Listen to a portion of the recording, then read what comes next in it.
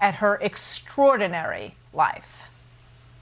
Queen Elizabeth II was born into the royal Windsor family on April 21, 1926. At birth, as the oldest daughter of the Duke and Duchess of York and niece to the King, no one expected that little Elizabeth Alexandra Mary would one day be the longest-serving and one of the most respected rulers of Great Britain. But a love story would transform her quiet country childhood into an altogether different destiny, when Elizabeth's uncle, Prince Edward, abdicated as king to marry the American divorcee Wallis Simpson.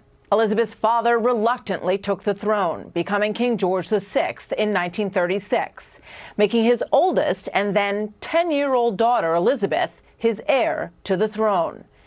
At age 14, the homeschooled princess began to take on some royal duties. Her family was an outward expression of strength and resilience as England was battered by the Blitz in World War II. In 1945, at age 18, the young princess trained as a driver and mechanic in the Women's Auxiliary Service. She and her sister Margaret later joined those celebrating VE Day on the streets of London. Like thousands of others, she also had a sweetheart in the armed forces, her third cousin, Prince Philip of Greece. They were engaged to be married shortly after the princess's 21st birthday. The royal wedding held November of 1947 in London's Westminster Abbey. It brightened the gloom of those post-war years. The following year, the couple's first child, Charles, the Prince of Wales, was born.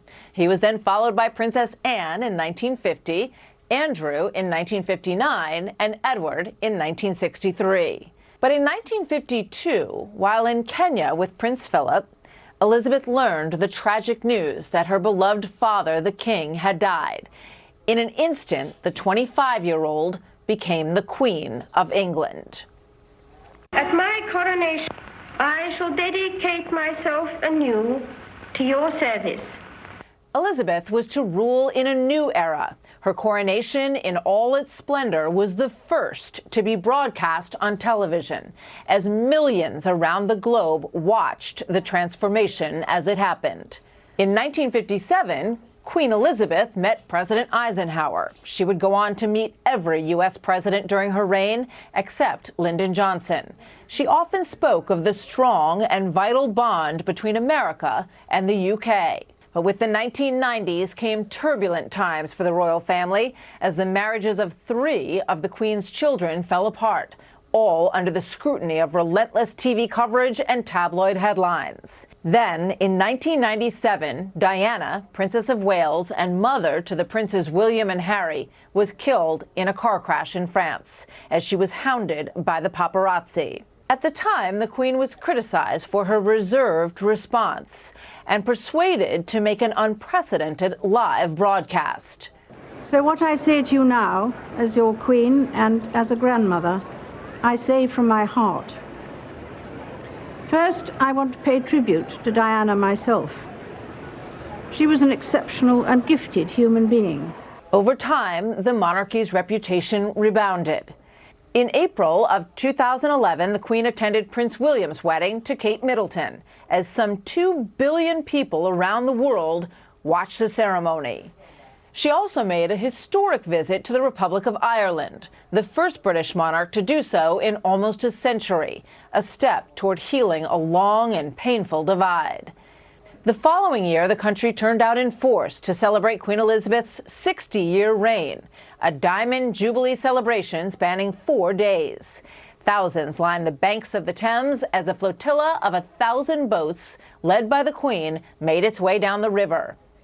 The worst of British weather tried but failed to dampen the mood, and the then 86-year-old Queen and 90-year-old Prince Philip stood side by side for the 4-hour ceremony. Queen Elizabeth ended the celebrations by thanking the nation for honoring her. I will continue to treasure and draw inspiration from the countless kindnesses shown to me in this country and throughout the Commonwealth. Thank you all. In 2013, the Queen welcomed her third great-grandchild, the much-anticipated Prince George, son of William and Kate. Now, all these years later, another George is now second in line to the British throne. His younger sister, Princess Charlotte, is third. She was born in 2015, and later that year, Queen Elizabeth became Britain's longest reigning monarch, overtaking her great-great-grandmother, Queen Victoria. In 2016, the Queen celebrated her 90th birthday. That was a four-day event, honoring the Queen's deep involvement with the armed forces and giving the nation a chance to celebrate her life. 2018, the Queen watched on as grandson Prince Harry married the American actress Meghan Markle in a ceremony that brought glamour and Hollywood royalty to the House of Windsor and led them firmly into the 21st century. But about a year later, Harry and Meghan would famously decide to leave the royal family, move to America, and give a tell-all interview to Oprah Winfrey, which caused deep divisions within the family. In 2021, the Queen's beloved husband, Prince Philip, died at the age of 99. The nation mourned with the Queen, but COVID restrictions kept the funeral small. The image of the Queen sitting masked and alone in the church became the image of a country both in mourning and in lockdown. But as she had so many times before, the Queen persevered. And the very next spring, she became the first British monarch to celebrate a platinum jubilee, marking her 70 years of service. Her family and her people together for what may be one final celebration for a one-of-a-kind queen. From an early age, Queen Elizabeth was one of the most recognized royals and recognized women in the world. Nearly a third of the planet lived in the Commonwealth that she ruled. She managed to combine the truly regal with a countrywoman's simple pleasures, and she embodied old-fashioned values of virtue, faith, and self-restraint, honoring to the very end the pledge she had made when she was just 21.